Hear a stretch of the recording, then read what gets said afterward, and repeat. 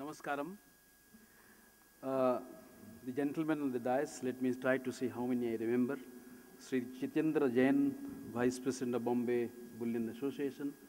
Guru Mahabaleshwar Rao of Andhra Pradesh Bullion Association. Sri Prithviraj Kothari of Bombay Bullion Association. Sri Rasesh Shah of Edelweiss. Of course, you all know the other Shah, they are Jignesh Shah. Sri S.K. Jindal, who got me here, and Sri Srivastav. Mr. Philip Clews Gardner from HSBC. My esteemed colleague, Joint Director General Foreign Trade, Sri Reddy, Sri Rajesh Khoshla, and all my friends. It's not easy to speak to people after Sri Rajesh Shah and Sri Jignesh Shah has spoken. Not only their names rhyme, Rasesh and Jignesh, they are also in Hindi. Mr. Jignesh Shah spoke in Hindi also. They are Shah and Shah, in Sahanshah of this bullion, why bullion trade? And poor me, I'm sandwiched between them on the stage. And if that is not enough, Sri Prithviraj Kothari, in his last but one slide sort of a thing, he said, governments lie. Very difficult position I am in to speak to you, especially since I know that I'm standing not only on the stage all by myself, but also I'm standing between the cocktails and you. I will not speak to you about what government does. I will not speak to you about much about gold, but I'll say something else in between. Government really does not lie, in the sense that we don't sleep. Government responds to you. I'm thankful to Sri Jignesh Shah that he recounted one experience of his where the Department of Economic Affairs was able to rise to the challenge that was put up before us, and something got done. I must admit to you that today, one of the most productive time that I spent was about 20 odd minutes that I was spending talking to all the gentlemen here before coming here. Certain ideas that was thrown primarily by Sri Kothari, supported by others, is something that we can really work on.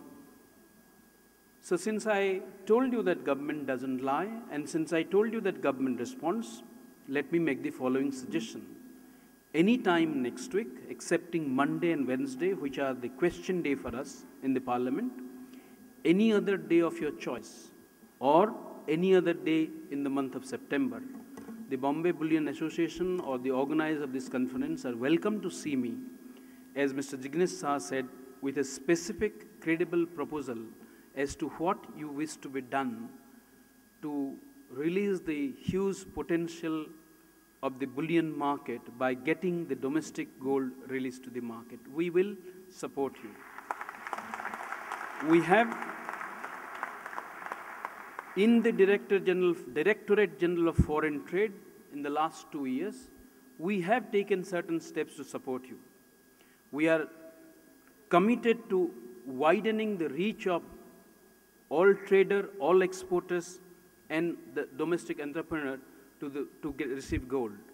We have increased the number of people who can import gold, and for the first time perhaps permitted certain entities which are neither nominated agencies nor coming in the traditional sectors to import gold directly as their actual users.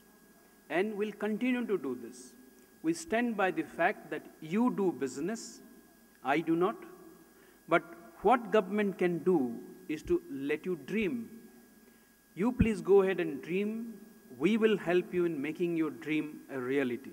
We may not completely measure up to your challenge, but surely there are ways where you will not find us wanting. I will not even talk about the current account deficit. I will not talk about the figures In the last few months, our exports has been going down. That is a cause of concern. But I do not think that the DGFT coming and standing and making speeches will increase exports. In fact, the less I speak, the more the exports will be, because you will not be prisoners of this room. You will go and do your work. So I will not talk about that. Let me try to speak something by which your cocktail and the evening will be more pleasurable. So I completely go away from government, my business, and try to talk to you something mostly gleaned from what I was thinking while sitting there, sandwiched between the two Shahs. Let me give an example first, and before I talk. What type of experience people have depends not only what ecosystem they live in, but also what their expectation is like. For example, suppose you think that coming to my office, you will get to see the Director General Foreign Trade in 15 minutes of waiting, and you actually see me in 10 minutes of waiting, you'll be delighted. So that depends completely on the expectation, and this has been proved several times. Let me cite two examples of this. In a particular airport, the airport manager was getting a lot of complaints about people saying that the wait time for collecting the baggage is very, very long. He tried to make some improvement, increase the number of baggage handlers, make more supervisors coming. The time did come down, but still the complaints did not. Then the management has a brainwave, and what they did was that they shifted the arrival gate very far and put the luggage at the last carousel. What actually happened was that people had to walk longer to collect their baggage. So, though the total time was longer, the complaints were minimal. Lesson: occupied time seems to be used usefully than unoccupied time, and therefore, if rather than making people wait, if I can make them occupied in something which may be completely unproductive, the level of complaint will go down. The second example for this, you will see that in many high-rises, the elevators have also mirrors, because people get occupied looking at themselves or ogling at somebody more attractive.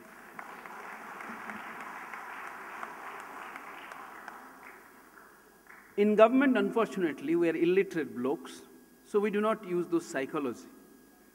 And therefore, in our endeavor to push files, in the process getting a lot of files ourselves, we seldom get to look into the finer aspects of things.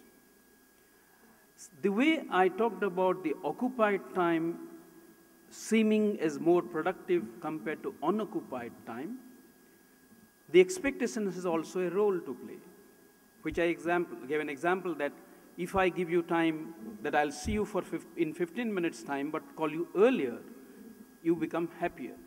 One chief executive used this. What she did was that when she knew that she'll be she'll be delayed to meet her visitors, she instructed her personal staff that make those visitors sit in a visitor's room which is far away, so that by the time they walk back to the office, she would be through with her work and people will be quite thrilled in meeting her. But at the same time, it is also seen that in any endeavor, the experience that you gain towards the end dominates your thinking or the post-event auditing of what happened. Therefore, in the railway line, suppose we are standing, and we find that my queue is moving, it is moving fairly fast. But at the end, suppose some unpleasant thing happens, then all the pleasantness associated with that will go for a 6, and that unpleasant thing will dominate.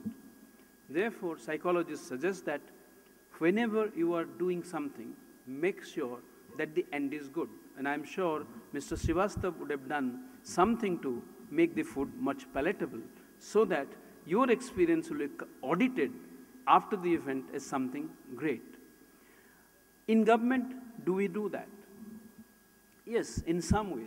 In some ways in government we try to do that also. But it has not been done as consciously as it should be. Possibly there is some scope for teaching, training, and also changing the thought process of the government people that psychology plays a more important role. We try to believe that if we do good things, we'll be thanked. In fact, in many times in the government, since we are anonymous government servant, we don't even look for the thanks. Let those go to the politicians. We do our work and we fade away from the government. But small innovations do go a long way in trying to bring in change, in trying to encourage people to do what they do, and trying to make sure that we continue to innovate and the entrepreneurs continue to thrive. Some people in government have this motto. Some people in government believe that in our small and minor way, we do help all the entrepreneurs to thrive because they are the people who create wealth. Let me again revert back to the theme of these days. I am very pleased to learn that this is the 9th edition of this conference and it is growing in strength to strength. I wish it all the very best, and in future, please ensure that communication, the way you communicate here, the same thing is also passed on to the larger society or the society at large, so that we all benefit from things like this. With this, I come to the end. Thank you, Mr. Srivastav. Thank you, Mr. Jindal, for inviting me here. Thank you very much.